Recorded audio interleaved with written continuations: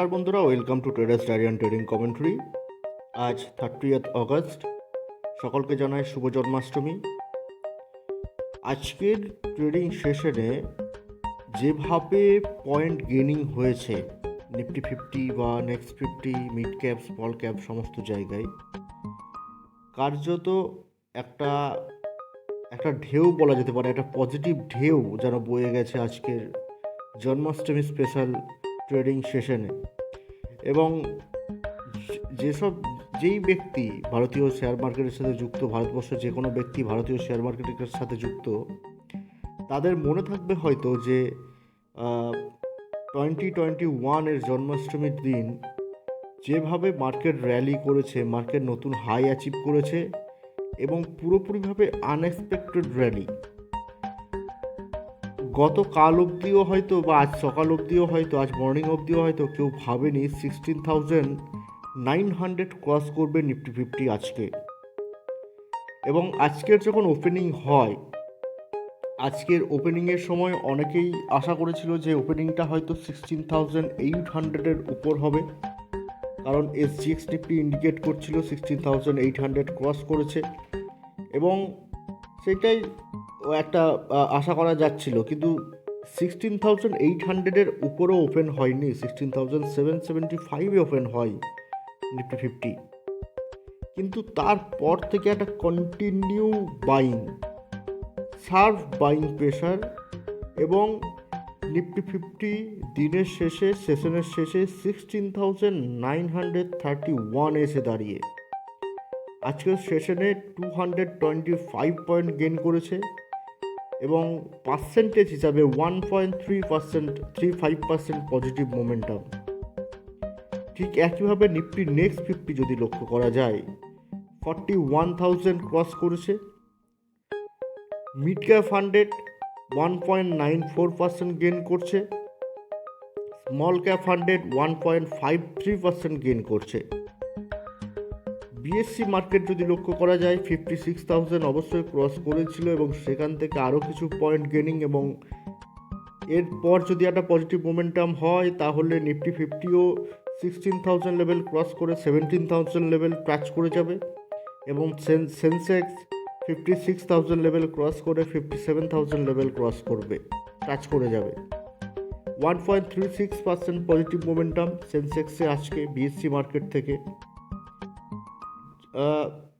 Mid cap, BSc মার্কেটের mid cap যদি লক্ষ্য করা যায়, সেখানেও 1.72% positive momentum, small cap 1.55% positive momentum.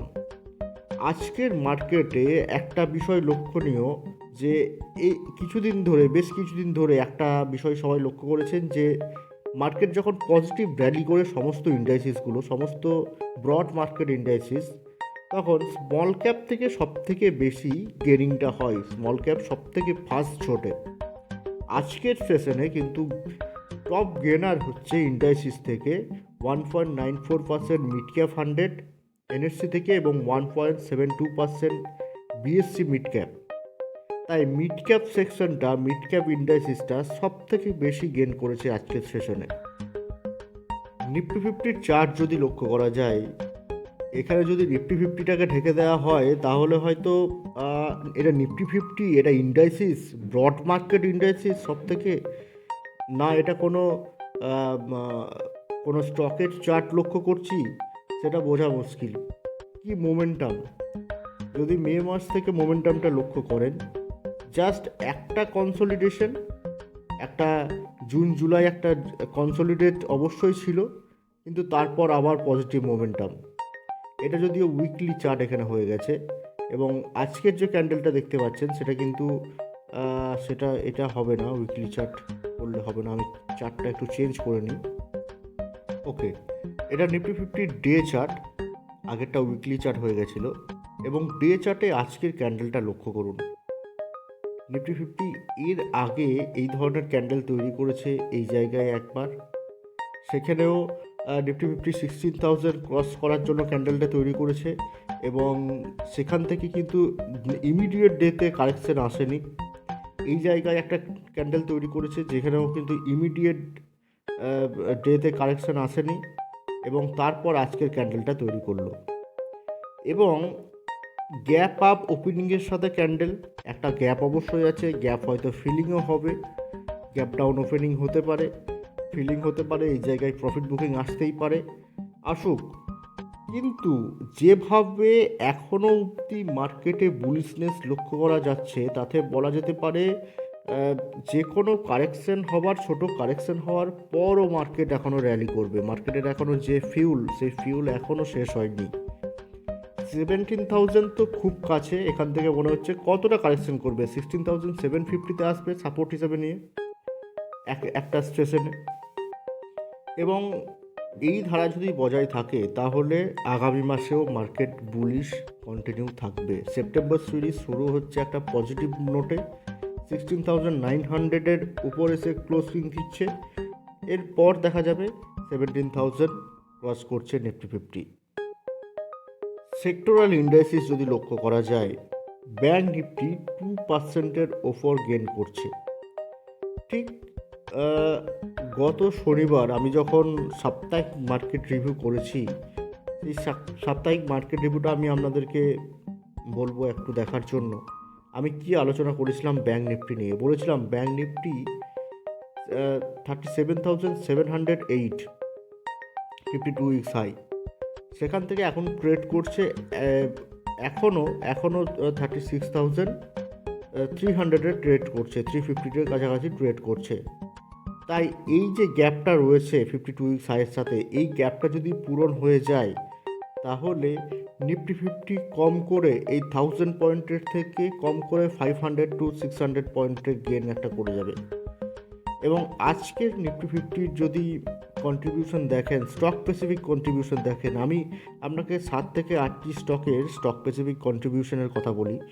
Reliance আজকের নিফটি 50 যে 225 পয়েন্ট গেন করেছে, তার মধ্যে রিলায়েন্স কন্ট্রিবিউট করছে 29.76, বাজাজ ফাইন্যান্স সব গেন কন্ট্রিবিউট করছে 23.52, ICI bank 18.87, HDFC bank 17.18, Axis bank 13.31, HDFC 13.27, fin ফিন সার্ভিস 11.37, ডেভিস ল্যাব 10.07।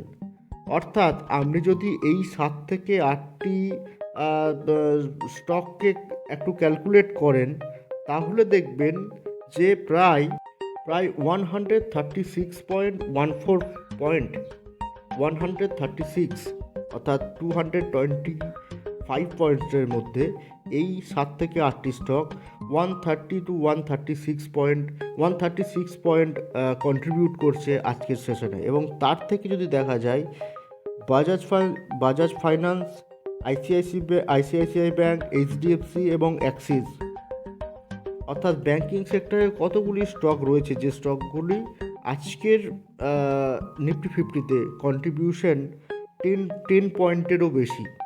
তাই ব্যাংকিং সেক্টরটা যেটা বলা হয়, banking sector, finance sector, Nifty 50-তে কন্ট্রিবিউশন 30%, ওভারঅল কন্ট্রিবিউশনে যদি দেখা যায় তাহলে 30%-এর কাছাকাছি। তাই ব্যাংক নিফটি যদি 2%-এর ওপর একটা পারফরমেন্স করে তাহলে নিফটি 50 অটোমেটিক সেখানে একটা বড় পয়েন্ট গেইন করবে। এবং আজকের বাকি মার্কেটগুলো যদি লক্ষ্য করা যায়, ফিন সার্ভিসটা 1.85% গেইন করছে, অটো 1.68% গেইন করছে, এবং তার সাথে সাথে একমাত্র আইটি আজকে উইক লক্ষ্য করা গেছে। আইটির বেশ কিছু স্টক আজকে যারা টপ লুজার তাদের মধ্যে থেকে আসবে আইটির বেশ কিছু স্টক 0.58% আজকে কারেকশন করছে। মেটাল আরও একবার বলিস 2.47%। তাই ওভারঅল মার্কেটটা কিন্তু যথেষ্ট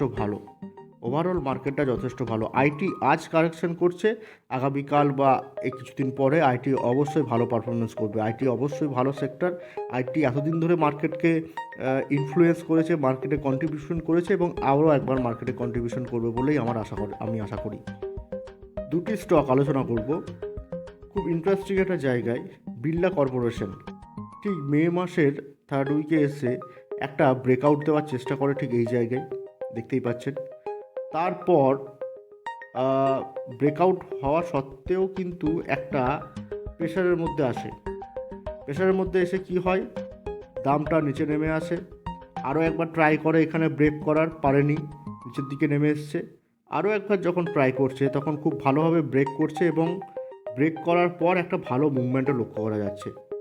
অর্থাৎ 1300 লেভেল ব্রেক করে 1500 লেভেল অবধি আরও 200 পয়েন্টের একটা র্যালি করছে। সেখান থেকে একটা স্ট্রং রেজিস্ট্যান্স থেকে একটা নিচের দিকে আবার নেমে আসছে এবং নেমে এসে কোথায় আসছে, 13,000 লেভেলকে ক্রস করছে এবং কিছুটা ক্যান্ডেল তৈরি করছে 13,000 লেভেলের নিচে। এবং এই মুহূর্তে আরও একবার 13,000 লেভেলকে ক্রস করে 13,233